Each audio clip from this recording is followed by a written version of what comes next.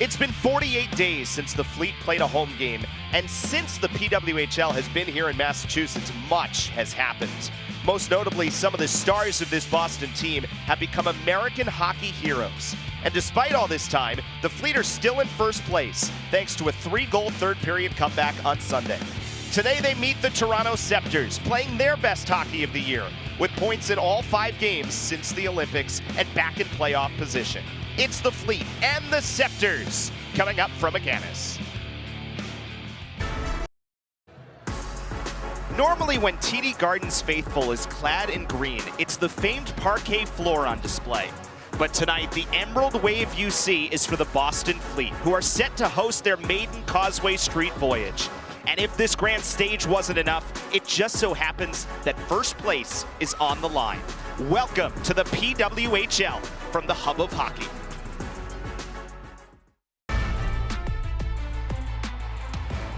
Ice hockey teams from Boston and Montreal have been competing on Causeway Street since 1928. And tonight, 98 years after that first Bruins-Habs game next door, we get to witness history as the Boston Fleet call TD Garden home for the first time. They welcome the Montreal Victoire in a showdown for first place, which brings the right to pick your playoff opponent. And we welcome you up to the 9th floor. What an absolute thrill it is to be here at TD Garden with Gigi Marvin and Natalie Norrie downstairs. I'm Eric Galanti. So, top 2 teams in the league. Both have won 5 games in a row in front of the 2 best goalies in the world with 17,000 plus in the house. Need anything else? Nothing left but to play hockey. So let's send it up to the booth to the 2 people calling today's game, Eric Galanti and Becky Kelly. Rob, thank you so much. This is a loud building already. Great to be with you. So why did Montreal do this? We could spend all day talking about this decision. Give us 3 reasons that stand out to you. And Becky Kelly. Rob, thank you so much. Good to be back with you. Becky, I think let's stay on Rob's theme of what did we learn. And one of our questions going into game 1 was, would we see this playoff Minnesota team from the last couple of years, the 2-time champs, or would we see the team that frankly struggled down the stretch of the season? We got playoff Minnesota. We absolutely got playoff Minnesota. And it's a 1-1 game through 2 periods here between the Victoire and the Frost. Someone is going to make it to the final to take on the Ottawa Charge. It's hard to know who that team is going to be after 2 periods and after 4 games plus of this series. Couple different things we want to go through here as we get set for period number 3. It's amazing how many times you see Kendall Coyne-Schofield come on the ice and immediately it's just some kind of impact play. Still, even all these years into her pro career, she still brings so much to the table. Well, she's so fast, so you know she's going to bring that. The speed, she gets in on the forecheck, she's tenacious, very good in this game so far. Now the 1 goal scorer here for Minnesota, Sam Cogan. Again, we were talking about it. It felt like something like this was coming because she's played so well. We even saw her on the top line at one point in this series. She's really brought so much to this Minnesota team in a really short amount of time. Well, and I think it was the fact that she was such a pleasant surprise for Minnesota that allowed them to have the depth up front.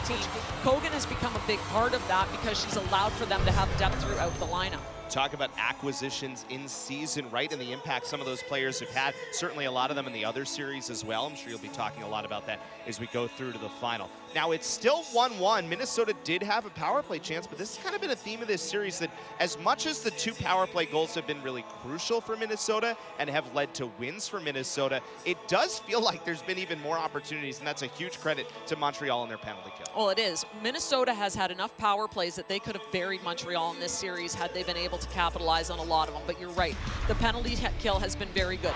This one's getting in the lane, all the things that they have done well throughout this series, but it starts with that 1 play with Willoughby. And it feels like, you know, you go back to that game 3. I know it wasn't all penalty kill through that stretch, but it almost felt like it was the way that Minnesota was throwing all kinds of shots and Montreal was able to just clog the middle and prevent all kinds of chances. And it really kind of speaks to what they've been able to do defensively as a unit. One of the reasons they posted one of the best defensive seasons in the history of this league. Yeah, they are very good in their own zone, and they have a commitment to getting in front of pucks. We've seen that time and again, a commitment to taking care of that house, that front of the net area. So again, fewer shots in that second period overall, 6-5 in favor of Montreal. Again, the scoring chances relatively even, a little bit in favor of Minnesota, just the 1 power play chance, but as you said, no shots on that power play for the Minnesota Frost. 1-1 game through 2 periods, and Rob is down with Corey Sheffrey. Well, thank you very much, Eric. For us, she made that big save on the 3-on-2 there. Gave her some props in between periods, and she'll continue on her way for us. Thanks so much. Good luck in the third. Thank you. Eric, back to you. I want to hear from those fans behind me what they thought of the second period, but you'll have to settle for us. Thanks for being back with us here in game number 4. Still scoreless, as Rob and Corey talked about, but I think we should kind of stick on this Montreal point, right? Because it feels like a lot of the things that made them successful in the third period, preventing Minnesota not from getting shots, but from getting really good scoring chances, has carried over into this game as well. Well, and really it's what they've done well all year. They have a commitment to the defensive side of the puck. They have one of the best goaltenders in the world behind them. And again, you saw it on the forecheck. You'll see her net front, not afraid to muck it up and get a dirty goal, and she gets in front and gets that one. So Kendall Coyne-Schofield with the power play goal. It's 2-0 Minnesota, and I would imagine Ken Klee is feeling pretty good about things. Let's check in with Ken and Rob. Thank you very much, Eric.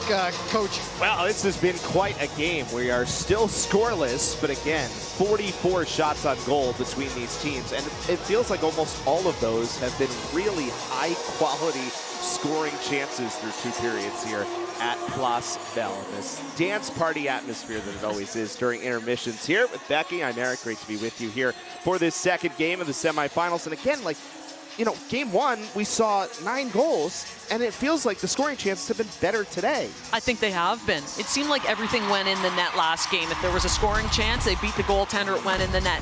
Today it seems to be the opposite. You got to think it's just a matter of getting a stick on one and getting that rebound. So for both teams, though, defensively, knowing that you've got to clear out that slot. If shots are going to come from the outside, making sure they're not that second opportunity, because this one's a tight one right now. And I think one of the things we've seen is maybe this game hasn't been quite as physical as game 1, but we have seen these players getting to the net, and even these goalies have been hit a little bit here in these games. Well, they have, because everybody knows exactly what's at stake, which is you've got to get to that position. Normally in this situation, I'd probably turn to you and say, what's the message from both these coaches? But I imagine it's got to be stick with it, right? Well, I think offensively it's stick with it, and then defensively.